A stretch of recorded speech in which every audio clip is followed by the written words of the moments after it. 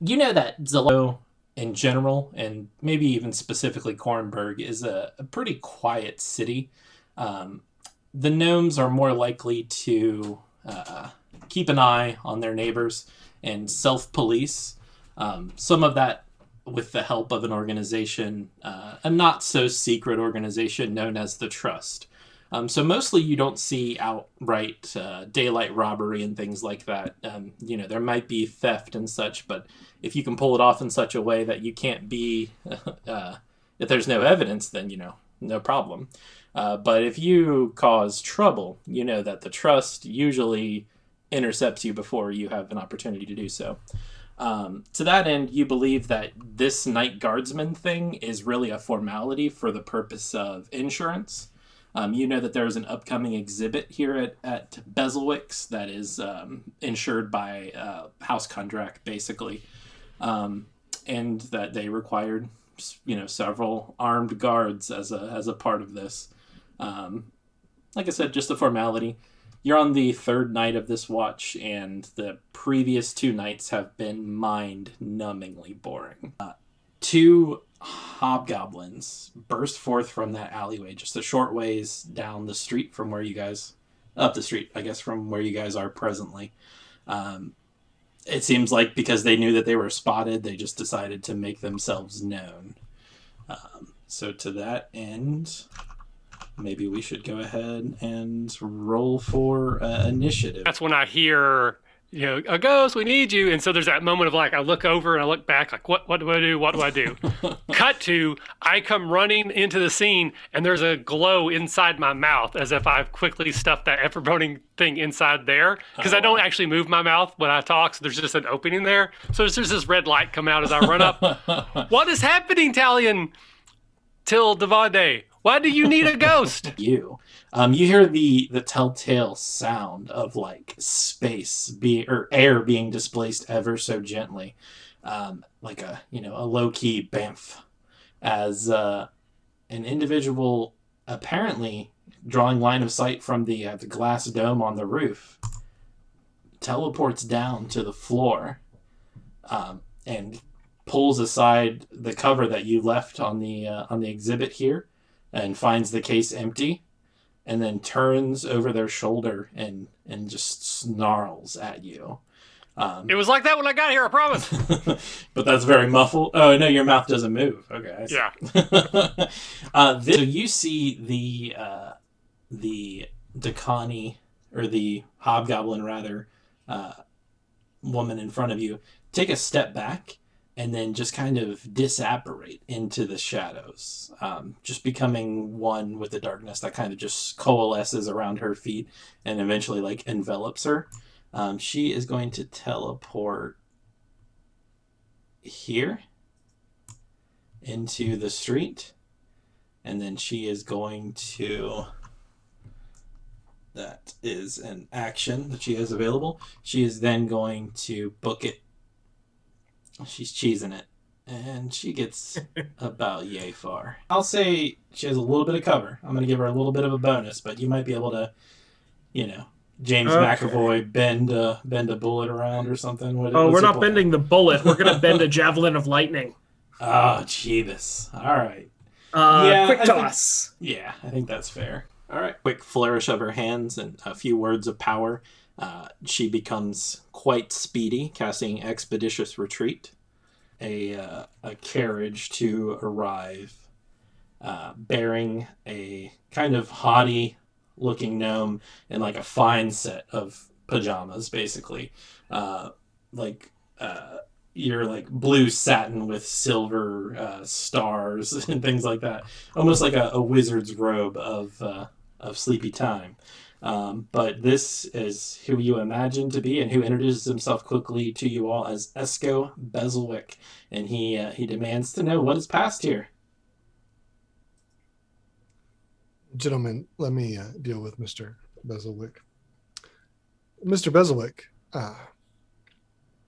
merely a small commotion. It seems that a cat or some other small animal fell through your beautiful domed roof and made a mess of things, but we were able to scare them off, and scared the cat off, and it's fine now. Everything's locked up, and there was some unfortunate discharge of lightning that was accidental, but Are there everything is still fine. like 2 hobgoblin bodies? Yeah, on the so at this steps? point also, I would say the watch is showing up, and you can see that you can see that, go ahead and make a deception check. I just want to say, letting himself in at this moment, is the elderly gnomish gentleman that you saw outside. You could see, just by, I'm trying to think of what. So, Talion, you make him out maybe from a prior experience, like having had a conversation with him at some point, or maybe just by the small, like silver pin on his lapel. It shows like, it's a silver silhouette of like 3 gnomish figures, standing like shoulder to shoulder, basically. You would know that, and he introduces himself to the rest of the group in this moment. And he says, what would he say? He kind of looks you over and he says, so, a bit of an interesting night. Gentlemen, my name is Cornel Odgerton, but my friends call me Codger. And you can call me Codger for the time being, until you prove otherwise that you're not my friend. I represent a certain gnomish interest, and he kind of taps on the silver lapel. But I know the war. I'll ask one of the day shifters where they got the coffee. They would tell you, between here and the Sleepy Scribe, there is a little bakery that had a pot on, and they all ducked in to make a purchase on their way. Sorry for being late. The leader kind of grumbles to you, and he says, if you turn east about a block away from the inn, it's called the Rolling Pin. I thank him. Ghost would stand outside. I don't eat or drink, so I don't have a lot of interest in. Sure. And Talion's going to try and see if Tarina meets up with them. So I'll probably leave the 2 of them. Okay, yeah, easy enough. Gideon, just to describe it for you real quick, there's like a little wooden sign hanging out in front of this bakery. It is called the Rolling Pin, and it's actually Pen, P-E-N, and you can see that the logo, like the design on the board is such that one end is like the end of an ink pen, like the writing nib portion of it, and at the far end is like a handle, as if like a rolling pin. Yeah.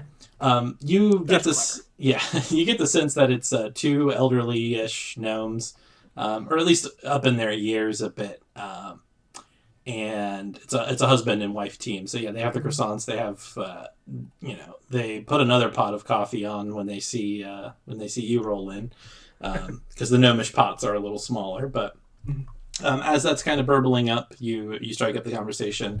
Well, yeah, so you guys definitely all complete a long rest, so you get back any other missing hit points and any expended dice and spells and all that. By the afternoon, you're feeling well rested enough to kind of take your leave. You still have a few hours to pass before the exhibit begins, of course, but as you guys kind of file down into the common room of the Sleepy Scribe, is there anything? No? Okay. You find that there's a familiar face seated at one of the tables there, kind of center of the room, back against like the left-hand wall, so that he could see the door and the stairs at the same time. It is Codger. He looks a little bedraggled. Maybe some of his wrinkles are a little bit deeper than when you saw him the night before, as if he hadn't had a nice, refreshing long rest.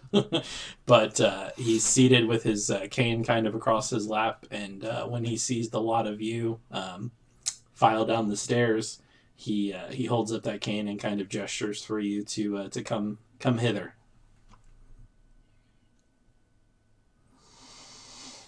I'll go hither immediately. I'll pull up a chair.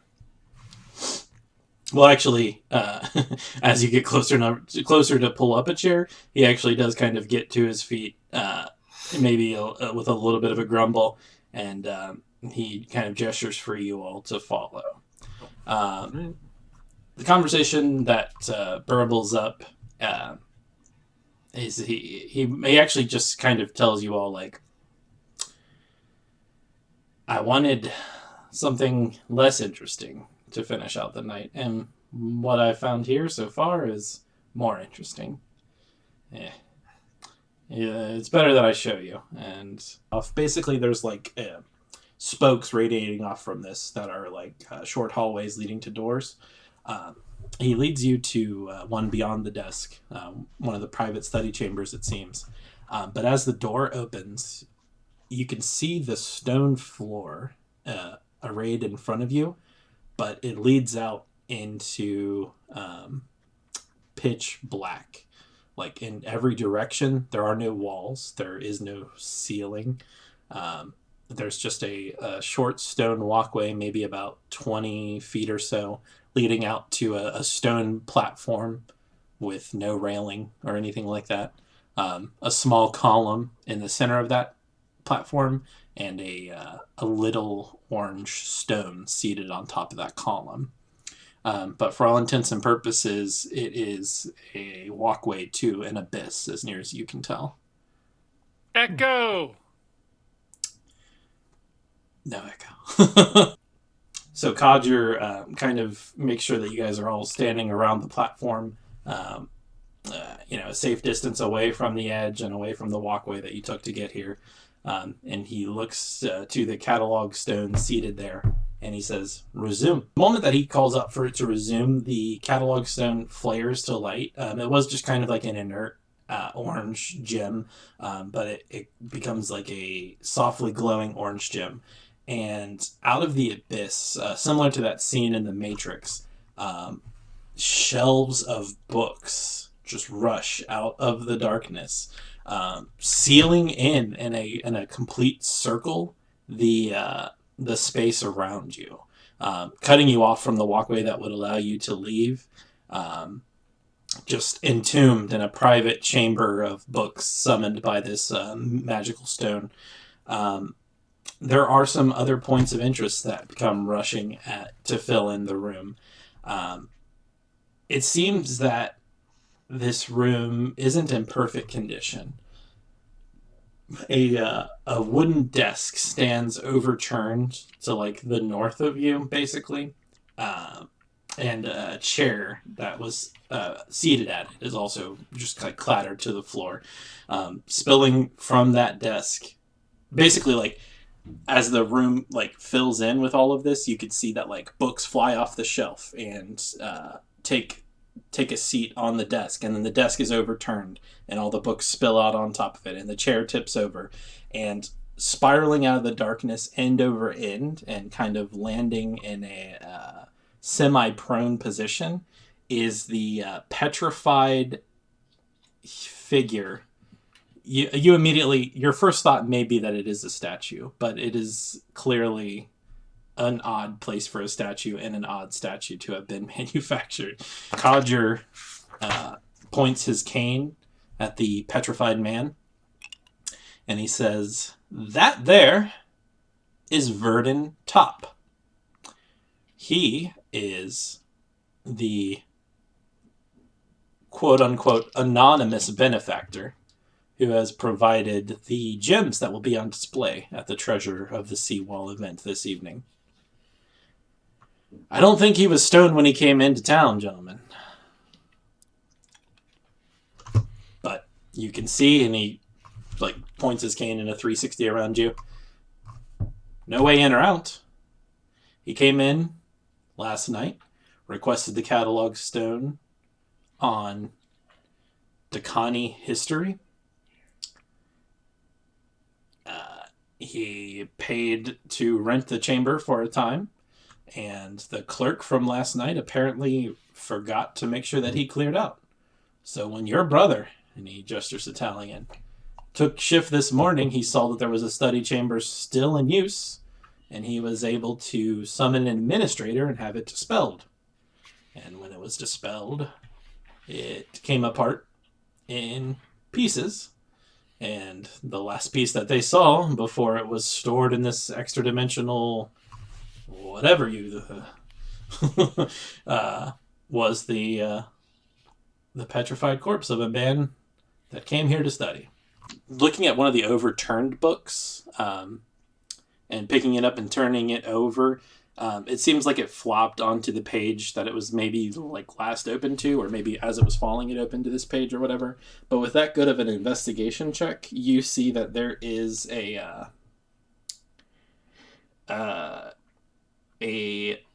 vaguely like serpentine looking symbol.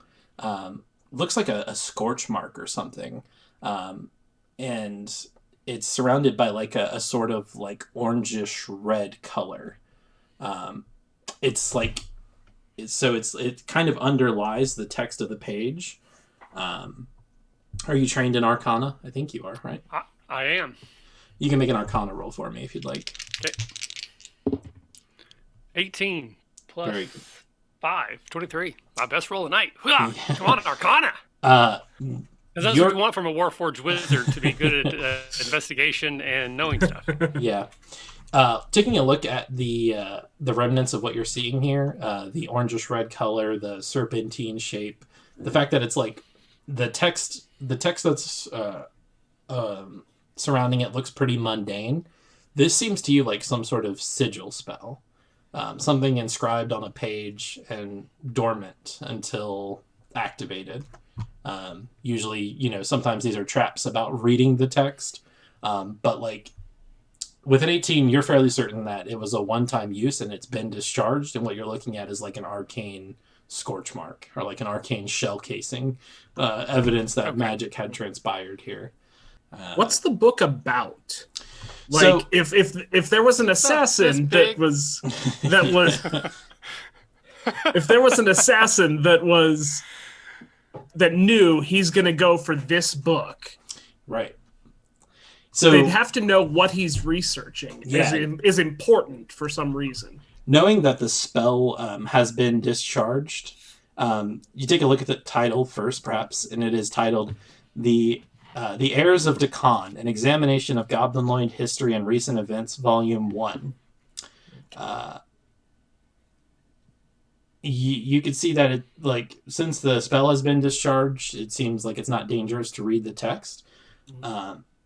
The pages that he was reading look like pretty mundane history to you.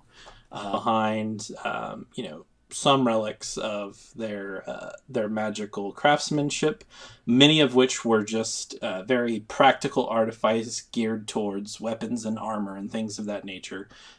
They usually did not go for ornamentation or such, but that they had no known tradition of elemental binding, and it just kind of goes on in that regard, just kind of a pretty dry historical accounting of the types of like mage right level artifice and stuff that they would get into. To our friend Verdon here, and he points with his cane. He's not going anywhere anytime soon. I'll start the gears of bureaucracy going, but if he's otherwise indisposed, his property would probably need to be remanded into the trust's custody for safekeeping. I doubt that I'll be able to pull it out before the exhibit, but you guys keep an eye on things for me later, and tomorrow when everything's packed up, we'll have it looked at by top men.